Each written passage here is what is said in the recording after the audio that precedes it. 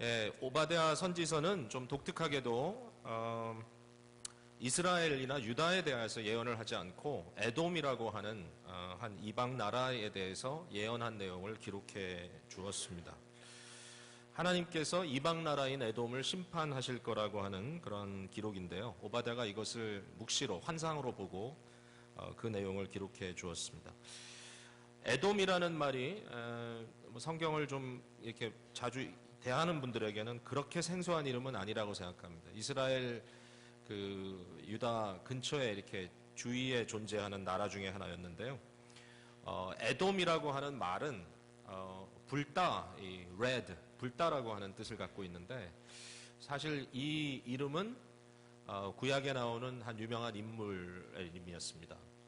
여러분 잘 아시는 그 에서라는 인물이 있죠. 에서와 야곱은 형제죠. 그래서 야곱의 12지파가 이스라엘이 되고 이스라엘을 형성하고 사실 이스라엘이란 말은 야곱의 별명이었고 에서의 별명은 에돔이었습니다. 그 이유는 에서가 쌍둥이 중에 먼저 태어났는데 이제 에서가 태어날 때 그 온몸이 붉은 털이 이미 있었다 그래가지고 에돔이라고 하는 별명을 지어줬는데 바로 이 에서의 후손들이 나라를 형성하고 그 이름을 에돔이라 이렇게 불렀습니다. 그래서 성경에 에돔 그러면 바로 에서의 후예들, 에서의 후손들이라는 것을 알 수 있습니다.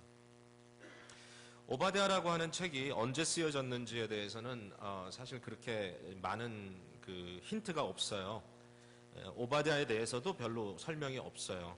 1장 1절 제일 앞부분에 오바댜의 묵시라라는 요 짧은 말로 인트로가 되어 있습니다. 오바댜라고 하는 이름조차도 하나님의 종이다라는 뜻이기 때문에 사실 어떤 사람일 수도 있다라는 그런 추측도 있습니다. 이게 특정한 인물이 아니라 굉장히 보편적인 이름일 수도 있다. 근데 아마도 이 오바댜가 기록하고 있는 이 시기는 아마도 예루살렘이 바벨론에 의하여 함락되는 그 시기가 아닐까. 그래서 예루살렘에 이방인들이 들어와서 예루살렘을 무너뜨리는 그 시기, 예루살렘을 시온산이라고도 부르는데 여기서 시온산이 무너지는 그 순간에 이 에돔 사람들이 어떻게 했는가, 이제 이것을 가지고 하나님께서 그들도 심판하시겠다라고 하는 그런 말씀을 주시는 내용이 아닌가 생각합니다. 오바댜서에 자주 등장하는 그 말이 있는데요. 그것은 에서의 산이란 말입니다. 에서의 산, Mount of 에서, 이서 이렇게 말할 수 있는데 이 에서의 산과 대조되는 것이 시온산입니다. 시온산은 예루살렘을 의미하죠. 시온산에는 하나님의 백성들이 성전을 짓고 하나님을 섬기는 곳이었고요. 그래서 에서의 산과 시온의 산이 이렇게 비교되고 있는데 반복적으로 그 말이 나오고요. 근데 시온산은 지금 어떤 상태인가 하면은 외세에 의해서 무너진 상태고 그러나 하나님께서 시온산에게 주시는 약속은 뭐냐면 언젠가 너희들이 다시 회복될 것이다. 반면에 에서의 산은 어떤 상태인가? 에서의 산은 굉장히 견고하게 서 있는 상태입니다. 지금 한번 보시겠습니까? 3절 너희 마음의 교만이 너를 속였도다. 바위 틈에 거주하며 높은 곳에 사는 자여 내가 마음에 이르기를 누가 능히 나를 땅에 끌어내리겠느냐 하니 내가 독수리처럼 높이 오르며 별 사이에 깃들일지라도. 여기까지 보면 지금 현재 이 에서의 산은 굉장히 견고하게 서 있고요. 이 사람들 스스로 누가 우리를 끌어내리겠는가, 굉장히 지금 아주 당당한 그런 위치에 지금 서 있는데 여기 재밌는 표현이 있죠. 바위 틈에 거주하며 높은 곳에 사는 자요. 이게 어느 지형을 얘기하고 있냐 하면은 실제로 오늘날도 만약에 우리가 이제 중동 지역을 가서 성지순례를 하고 또 그 주위에 있는 몇 나라들을 이렇게 같이 살펴본다 그러면 꼭 가봐야 할 곳이 있어요. 저도 이제 아직 못 가봤는데 꼭 가봐야 할 곳이 그 이스라엘 바로 건너편에 바로 옆에 있는 나라 중에 요르단이라고 하는 나라가 있습니다. 요르단이라고 하는 나라의 남편에 페트라라고 하는 명소가 있습니다. 이 페트라는 그 돌 사이에 이 요새처럼 만들어 놓은 곳인데 도저히 외부에서 침투해서 들어가서 함락할 수 없는 그런 아주 요새라고 합니다. 한국에 최근에 나왔던 뭐 드라마 이런 데서도 그 장면이 이렇게 등장해가지고 많은 사람이 와 저기 어디냐 뭐 이런 얘기를 한 것 같은데 바로 그 신기한 돌 사이를 들어가다가 문이 보이는 이런 곳이 바로 페트라라는 곳인데 바로 페트라의 그 역사 속에 바로 그곳을 차지했던 사람이 에돔 사람들입니다. 그래서 에돔 사람이 여기에 지금 바위 틈에 거하고 높은 곳에 산다라는 말은 페트라 같이 어느 누구도 뚫고 들어올 수 없을 것 같은 이러한 고지를 점령하고 있는 사람들이라는 뜻이죠. 그러니까 얼마나 그들이 마음에 뿌듯함이 있었냐면 독수리처럼 높은 곳에 별 사이에 깃들었다. 이런 이제 말을 스스로 하고 있다라는 얘기가 되겠죠. 근데 이와 같은 에돔, 이와 같은 에서의 산은 하나님께서 심판해서 함락시킬 것이다. 이제 이렇게 예언을 하시는 겁니다. 지금 현재 시온산이 함락돼 있지만 시온산은 다시 일으키겠고, 에서의 산은 지금 견고히 서 있는 것 같지만 에서의 산은 내가 함락시키겠다. 이제 이게 하나님의 예언의 말씀인데요. 왜 하나님께서 에돔을 향하여 너를 무너뜨리겠다라고 이렇게 말씀하실까요? 에돔의 문제가 뭔가? 거기에 대한 답은 오늘 사실 오바댜 전체에 흐르는 중요한 주제는 교만입니다. 교만. 3절에 이렇게 써있죠. 너의 마음의 교만이 너를 속였도다. 몇천 년 전에 일어났던 사건을 예언으로 이렇게 우리에게 접하게 하는 이 이유가 뭘까? 성경 66권의 책이 있는데 이 작은 책 하나가 우리에게 주는 교훈이 뭘까? 이것은 단순히 우리가 크리스찬이기 때문이 아니라 심지어는 한 인류에 속한 하나님의 피조 세상에 준 하나의 사람으로서 오늘 이 전 세계를 보시는 하나님의 눈에 여전히 그를 거스르게 하고 하나님이 결국은 무너뜨리겠다라고 말씀하시는 어떤 그런 요소, 그 요소, 바로 교만이라는 요소가 여전히 우리 속에 있지 않는가라는 바로 그 문제입니다. 아마 있죠. 어떻게 없다고 하겠습니까? 교만이라는 말은 대부분의 사람들이 교만 그러면 교만에 대한 자각을 갖고 있고요. 그리고 또 어떤 분들은 나는 겸손해. 정말 겸손해. 그게 교만입니다. 그죠? 왜냐하면 정말 겸손하면 겸손하다는 얘기를 안 하겠죠. 이게 다 모든 사람이 이 교만의 문제를 갖고 있다는 것은 사실 보편적인 이해예요. 그런데 이 교만을 하나님이 너무너무 싫어한다는 것입니다. 오늘 이 말씀이 여러분에게 좀 쑥 들어와서 하나님의 복음에 이끌림 받아서 여러분의 인생이 진짜 행복한 자리로 갔으면 좋겠습니다. 자, 오늘 저는 이 교만에 대해서 몇 가지로만 얘기를 하려고 그래요. 첫 번째는 교만의 모습은 어떤 것인가? 오늘 본문 통해서. 둘째는 교만의 결과는 뭔가? 그리고 셋째는 이 교만으로부터 어떻게 탈출하는가? 이제 이게 결국은 오늘날 우리가 셀레브레이트 하고 있는 크리스마스의 메시지와 연결이 될 수밖에 없는데요. 첫 번째는 교만의 모습에 대해서 한번 봤으면 좋겠습니다. 누가 교만한 건가? 그냥 한마디로 얘기하면 교만의 이미지는 높은 곳에서 아래를 향하여서 내리치는 그런 모습이죠. 내가 더 높은 곳에 있다. 근데 그 교만한 모습이 어떻게 여기 드러났냐면 10절에 보니까 네가 네 형제 야곱에게 행한 포악으로 말미암아 이렇게 했습니다. 포악입니다. 포악. 형제에게 행한 포악. 다른 사람도 아닌 형제에게. 왜 형제를 포악하게, 바이올렌트하게 이렇게 대하는가?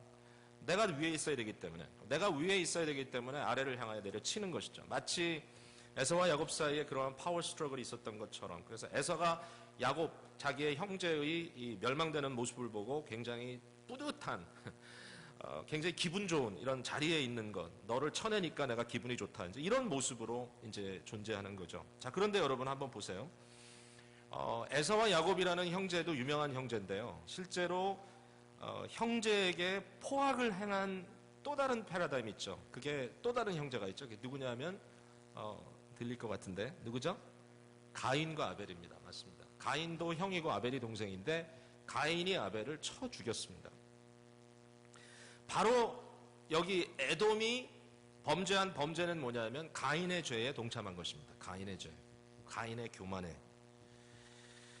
자, 성경에는 두 가지의 패러다임이 있다고 생각해요. 이 형제에 대한 패러다임이. 하나는 가인이고 두 번째는 그리스도십니다. 자, 근데 가인에 대한 얘기를 잠깐 해볼게요. 가인이 어떻게 했는가? 가인은요, 동생을 시기해서 살인을 저질렀습니다.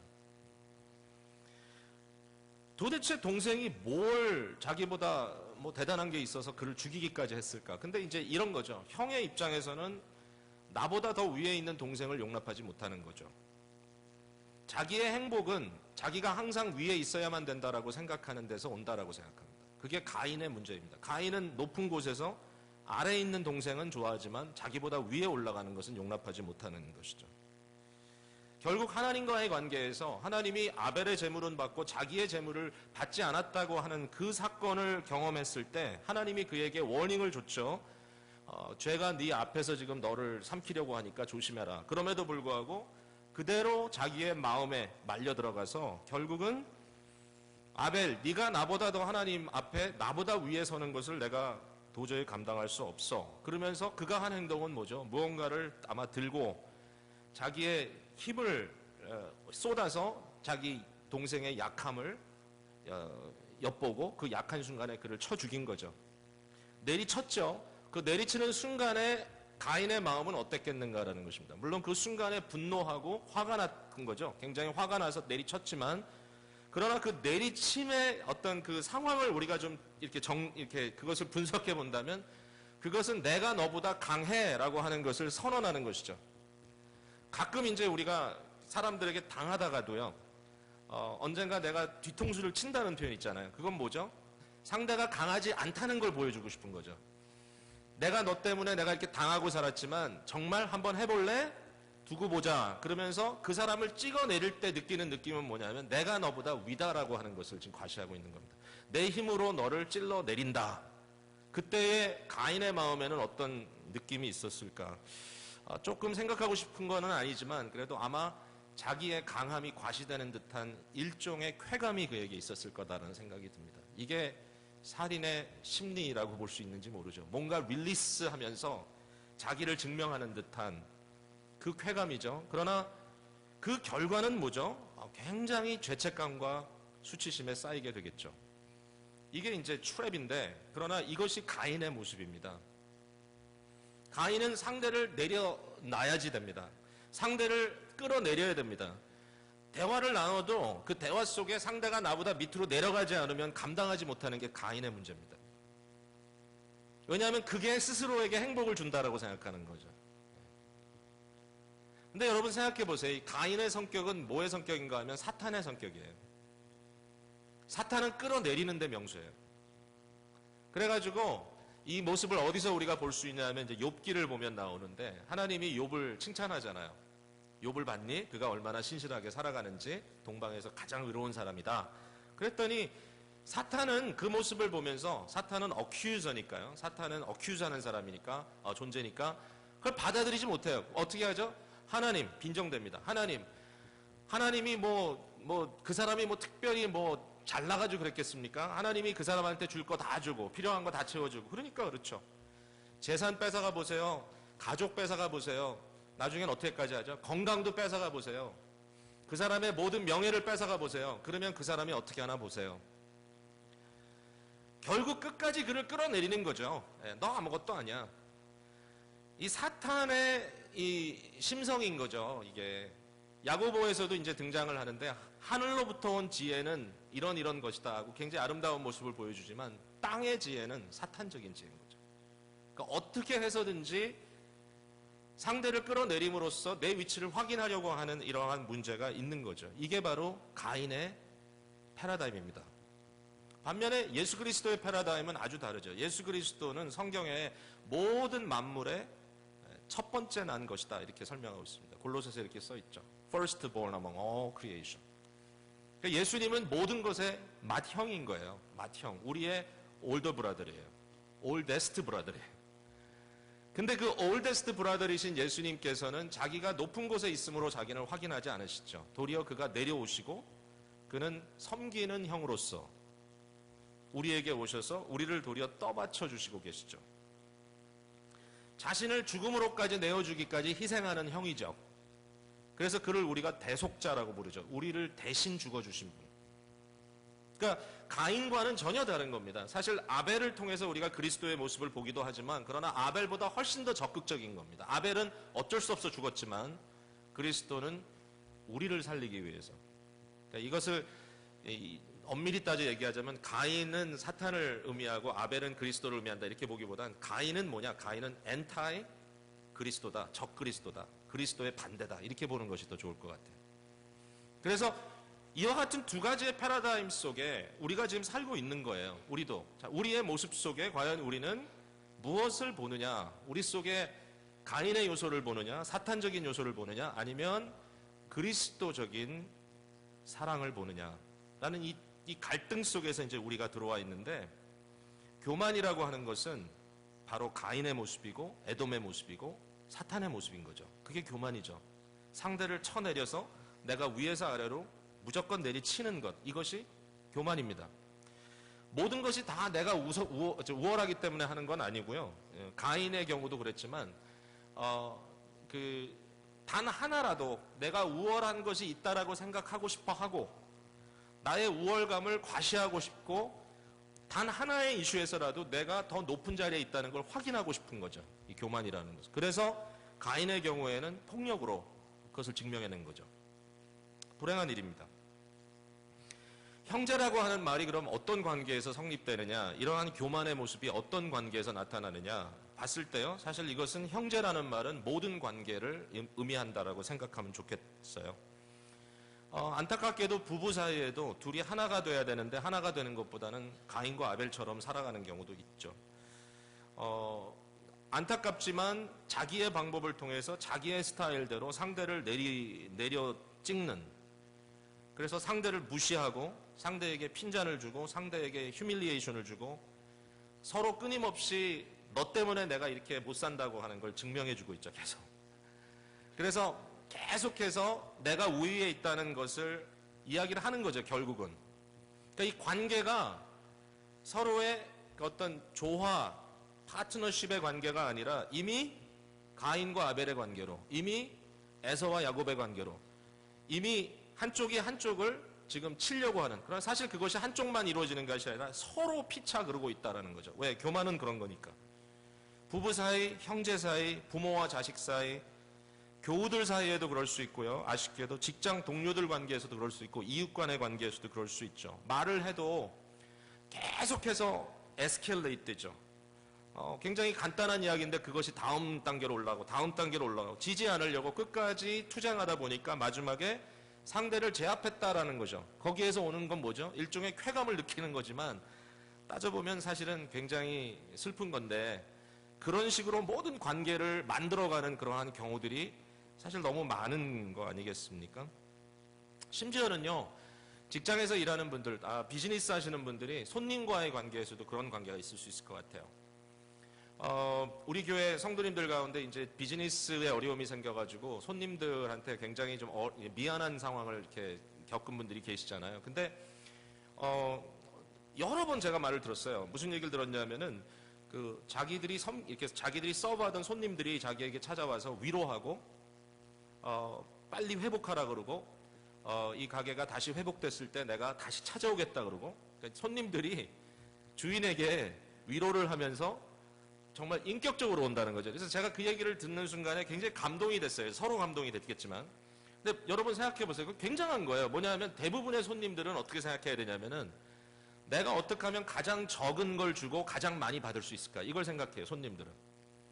그래서 내게 이익을 챙겨야 되는데, 아니, 내게 불편하고, 그 다음에 사실 여기 아니면 딴 데 갈 데가 없나? 그것도 아닌데도 불구하고 내가 적게 주고 많은 것을 받는 일종의 내가 나름대로 매니퓰레이트 하는 그런 대상으로 보는 게 아니라 인격으로 대하는 거 아니에요.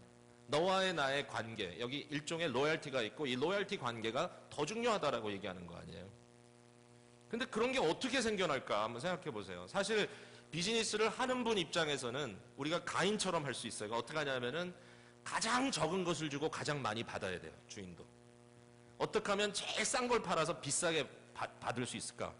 그러니까 그런 마음으로 상대를 내려 찍는 듯한 그러한 의도에서 비즈니스를 하게 되면 사실은 슬픈 일이겠죠. 그러니까 잘 생각해 봐야 돼. 우리가 비즈니스도 어떻게 하느냐? 바로 가인의 정신으로 하느냐?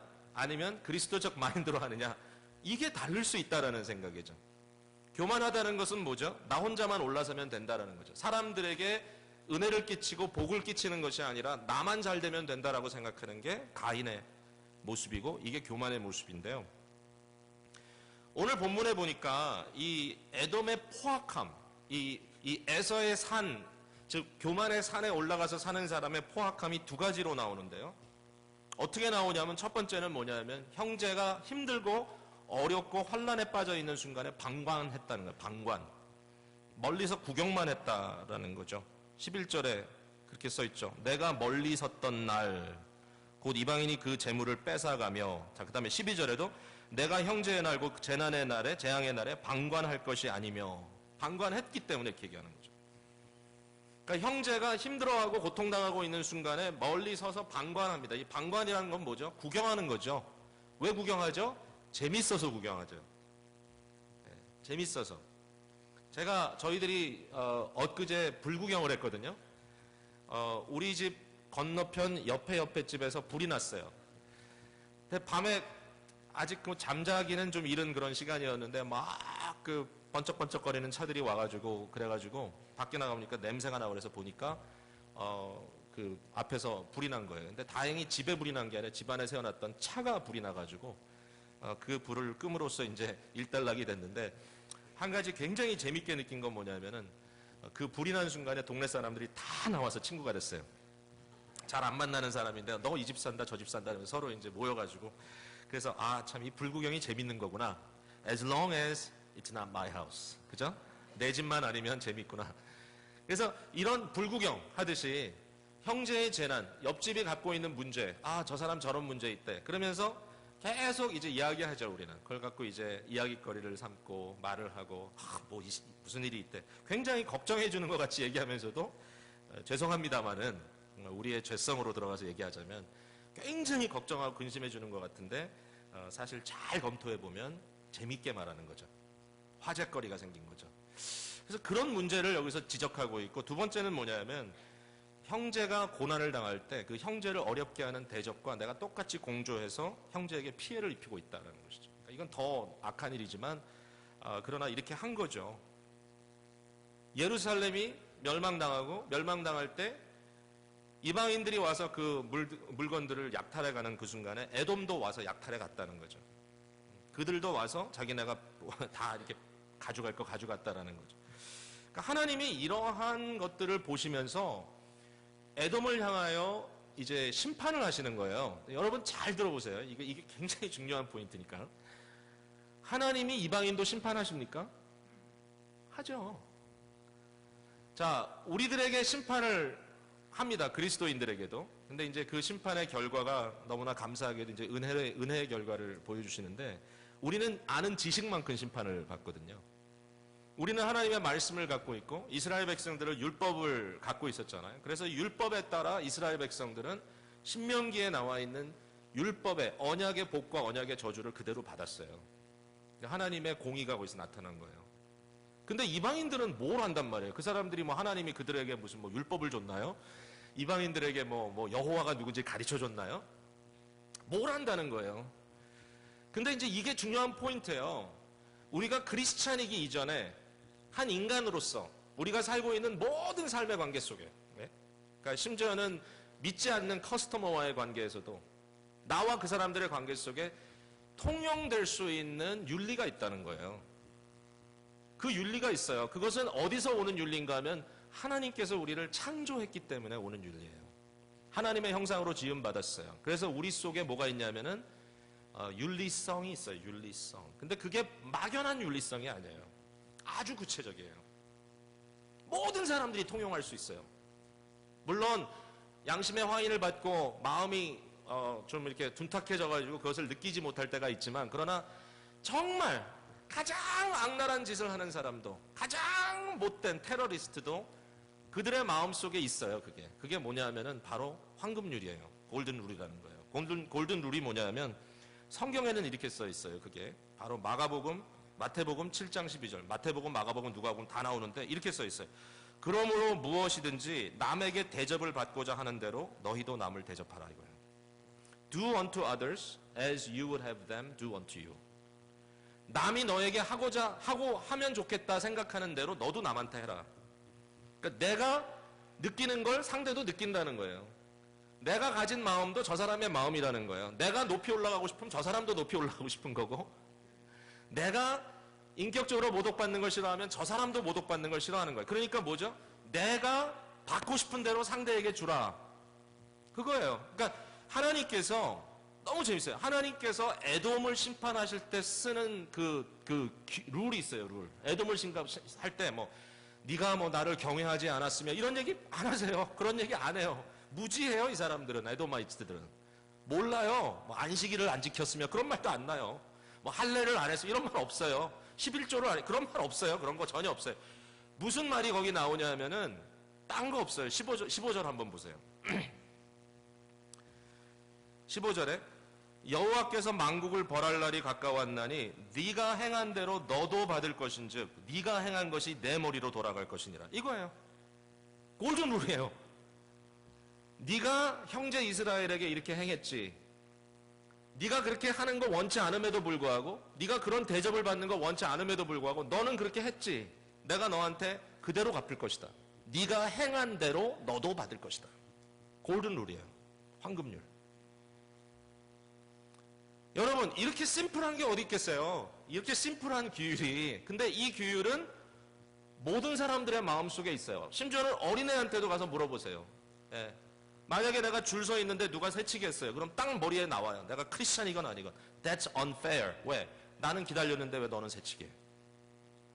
모든 아이들이 fair, unfair 얘기합니다. That's not fair. 제일 좋아하는 얘기죠, 아이들이. 왜냐하면 아무것도 몰라도 그들 마음속에 뭐가 있냐면은 공정함이라는 게 있는 거예요. 무슨 공정함? 내가 받고 싶은 것 남에게 해줘야 되고, 남이 받고 싶은 대로 나도 해야 되고, 서로의 이분한 거예요. 내가 받고 싶은 대로 너도 해라. 똑같은 얘기임에도 불구하고 바로 이러한 상황에서 에돔이, 이방인이 그 일을 감당치 않아요.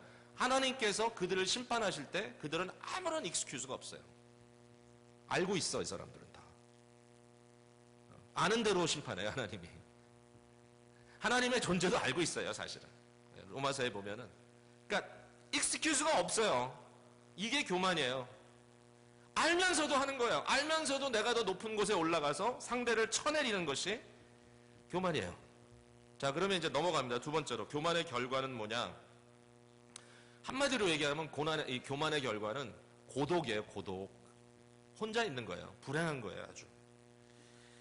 자, 교만한 사람에게 나타나는 심텀 중에 하나가 뭐냐면은 감각이 없어지는 겁니다. 감각이 없어져요. 지각이 없어져요. 7절에 나옵니다. 맨 마지막 7절 마지막에 내 마음에 지각이 없음이로다. 지금 어떤 일이 벌어지는지 너는 몰라. 왜냐하면 그 사람들은 스스로 이렇게 생각합니다. 이렇게 함으로써 내게 이득이 있을 거다. 내가 유다의, 이스라엘의 멸망을 기뻐함으로써 나는 쾌감이 있고, 내가 가서 그 사람들의 것을 훔쳐옴으로써 나에게는 이익이 있을 거다라고 생각합니다. 그리고 그것이 자기들에게 어떤 넉넉함과 자유를 줄 거라고 그들은 생각합니다. 왜 사람을 쳐내나요? 경쟁자가 없어지면 내가 더 자유롭잖아요. 왜 상대를 압제하나요? 내가 하고 싶은 대로 할 수 있잖아요. 왜 독재를 하나요? 독재를 해야 내가 원하는 대로 다 가질 수 있잖아요. 이걸 자유라고 생각하는 거지, 인간들이. 근데 여러분, 인간에게는 먹고 싶은 욕망도 있고 마시고 싶은 욕망도 있고 욕망이 여러 가지 있잖아요. 그러나 심적으로 가지는 인간의 가장 기본적인 인간됨의 욕구가 뭐냐면 자유에 대한 욕구랍니다. 생각해보니까 맞아요. 근데 우리가 항상 하는 얘기지만 인간이 이걸 오해해요. 오판을 하는 거죠. 이런 거예요. 아담과 하와가 동산에서 선악을 먹었어요. 선악과를. 선악과를 왜 먹었느냐? 그걸 먹으면 하나님처럼 된다니까. 그 하나의 나무의 과실을 먹지 말라고 하는 하나님의 명령에 불편함을 느낀 거예요. 그것도 하겠다. 그래야 난 자유롭다. 근데 그게 패망이잖아요. 무슨 얘기죠? 예, 많이 한 얘기죠? 기차가 자유로우려면 기차는 레일로드 위에 있어야 됩니다. 자동차가 자유로우려면 자동차길에 있어야 되죠. 사람이 자유로우려면 인격적인 관계 속에 있어야 돼요. 나 혼자 자유로운 건 아무 소용이 없어요. 하나님과의 관계 속에 있어야 되고 형제와의 관계가 있어야 돼요. 그런데 사람은 자기의 자유를 추구하기 위해서 더 많이 가지면 된다라고 생각해요. 그래서 돈을 버는 걸 갖고 이렇게 얘기하죠. Financial freedom을 원한다. 재정적인 자유를 내가 원해서 돈을 번다. 얼마든지 내가 원하는 대로 쓸 수 있으면 된다. 정말 근데 돈을 많이 버는 것이 자유와 연결되어 있는 것일까? 어느 정도는 그래요. 예를 들어서 배고프면 밥을 먹어야 되죠. 배고픔을 해결하죠. 목마르면 물을 마셔야 되죠. 목마름을 해결하죠. 그러나 그것이 근본적인 문제를 해결하느냐? 그건 아니죠. 돈도 비슷한 상황이라고 생각해. 근데 인간은 내가 돈만 있으면 자유로워진다. 그것이 곧 나의 행복이다 생각합니다. 그리고 일종의 경쟁력을 갖는 것. 경쟁력, 소위 스펙을 쌓고 내가 더 높은 자리에 올라가는 것이 나를 자유롭게 할 것이다. 그리고 심지어는 인간관계도 인맥으로 갔습니다. 인맥은 우정이나 사랑과는 별개의 것입니다. 인맥은 뭐죠? give and take죠. 그런 면에서. 나의 이익을 위해서 서로를 이용하는 것이죠. 그리고 사람들은 생각합니다. 내게 돈이 있다. 내게 힘이 있다. 경쟁력이 있다는 거죠. 내게 동조자가 있다. 그러면 나는 모든 걸 할 수 있다. 그러고선 그걸 위해서 또 그것을 가지고 타인에게 피해를 가해도 도리어 그것은 나의 우월함을 드러내는 것이다 라고 생각합니다. 이게 교만한 사람들이 가지고 있는 마음의 문제인 것이죠. 오해죠. 오해. 오산이죠. 왜냐하면 행복은 교만한 자의 승리에서 오지 않는 겁니다. 모든 것을 가졌을 때 느끼는 느낌. 에서의 산의 꼭대기에 정상에 나 홀로 서서 모든 사람들을 쳐내고 심지어는 와이프도 쳐내고 아이들도 쳐내고 나의 행복을 위해서 부모도 쳐내고 나의 행복을 위해서 친구도 쳐내고 나의 행복을 위해서 교회 안에서도 어느 누구도 나만한 사람은 없으니까 다 쳐내면서 교만의 산에 에서의 산의 꼭대기에 혼자 올라가 있는 기분은 어떨까? 절대로 거기에 행복이 있을까요? 인간이라면 고백할 수 있는 거죠. 아니죠. 고독한 거죠. 누구와도 나눌 수 없는 행복이죠. 왜? 다 쳐냈으니까. 약간의 행복이라도 있다면, 여러분의 삶에 약간의 행복이라도 있다면 그 행복이 왜 있을까요? 돈 때문에? 여러분의 경쟁력 때문에? 아니에요. 잘 따져보세요. 그것은 누구와 나눌 사람이 있다는 거예요. 심지어는 아내라도, 자녀라도, 부모라도 함께 할 수 있기 때문에 행복이 있는 거죠. 왜냐하면 인간의 자유는 관계선상에 있을 때 누릴 수 있는 것이기 때문에 그래요.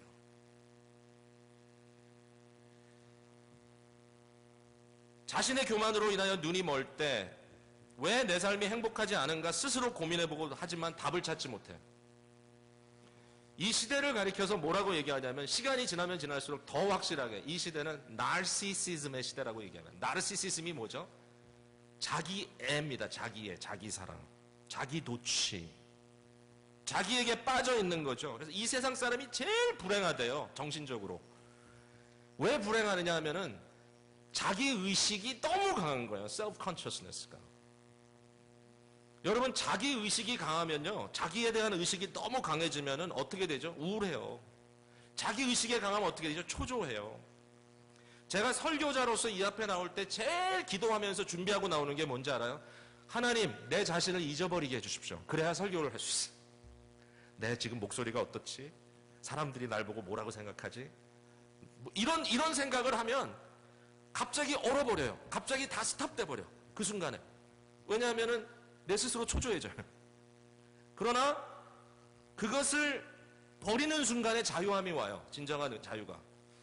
근데 이 시대 사람들은 자기에서 너무 예민해. 상대가 나의 이미지에 대해서 뭐라고 얘기하는지 그 한마디에 너무 예민해. 어떠한 경고나 어떠한 훈계도 받을 수 없어요. 왜? 자아가 너무 예민해. 그래서 내가 듣고 싶지 않은 나에 대한 어떤 얘기, 심지어는 좋은 얘기도 하지 말라 그래요. 다니면서. 나에 대한 얘기 하지 마 그냥. 지가 뭘 한다고 얘기해. 굉장히 성이 나 있어요. 사람들 사이에서. 왜 나를 갖고 씹어? 좋은 얘기건 나쁜 얘기건 Don't talk about me. 그러면서 아무것도 받으려고 하지 않아요. 만약에 누가 와서 누구라 할지라도 심지어는 부모가라도 할지라도 와서 자기가 듣고 싶지 않은 얘기, 야 너는 요거만 바꾸면 참 좋을 텐데 그냥 핏대를 팍 내면서 응? 뭐 나한테 도와준 거 있어요? 그 우리의 모습 자체에 내 자신에 대한 방어 때문에 완전히 똘똘 쭉 뭉쳐있단 말이죠. 그래서 심지어는 웃지도 못해요. 제대로. 왜? 자기 의식하니까. 하하하 이렇게 웃으면 되는데 호호호호 이렇게 웃어요. 입을 가리고. 왜? 자기가 의식되니까. 봉사도 그냥 하면 돼 열심히. 근데 의식이 돼. 자꾸 내가 다른 사람에게 어떻게 보일까. 나르시시즘이에요. 자꾸 자기 평가를 해. 그래가지고 높은 곳에 올라가 있지 않으면 자꾸만 좌절하고 행복하지 않다 그러고, 그래서 어떻게 해서든지 내가 더 높은 곳에 올라가려고 싸워요, 자꾸만.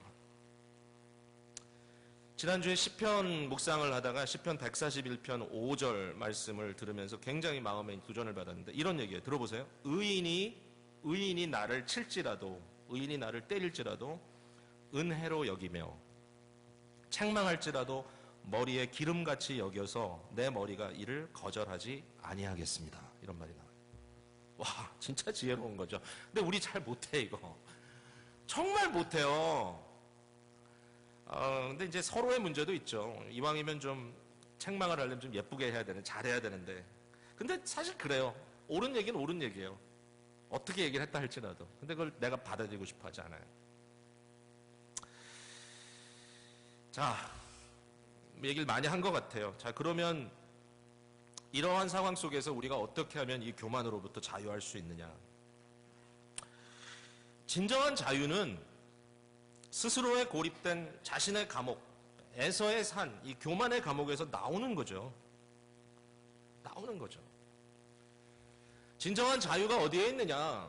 진정한 자유, 진정한 인간됨, 진정한 인격의 누림이 어디서 나오느냐라고 하면 거기에 대해서는 하나님의 말씀이 우리에게 가르치고 있을 뿐만 아니라 정상적인 사람은 다 아는 거예요. 어디서 나오느냐? 사랑에서 나와요. 인격적인 사랑에서.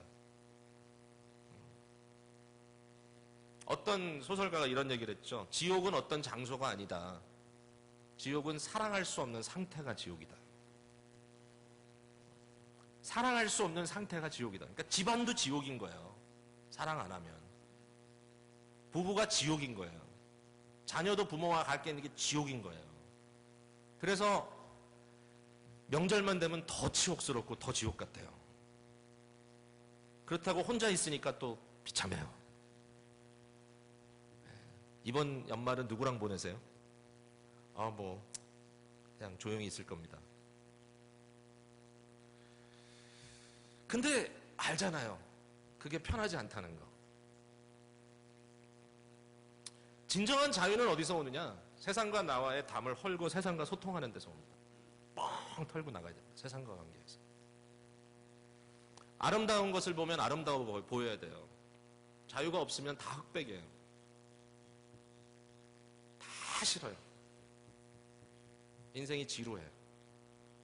가장 자유하다 그러는데 마치 나의 어떤 정욕에 의해서 온갖 나쁜 짓, 범죄 다 하고 거기서 하여튼 모든 쾌락을 다 누리고 아침에 눈을 떴을 때 느끼는 느낌이 어떻습니까? 물론 다 해보지 않아서 모르시는 분도 많겠지만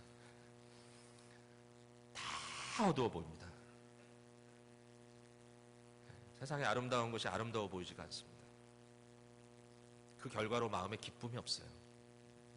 희열을 느낄 수 없어요. 자유가 없으면. 자유는 forgetting about myself. 그리고 그냥 좋아하는 거예요.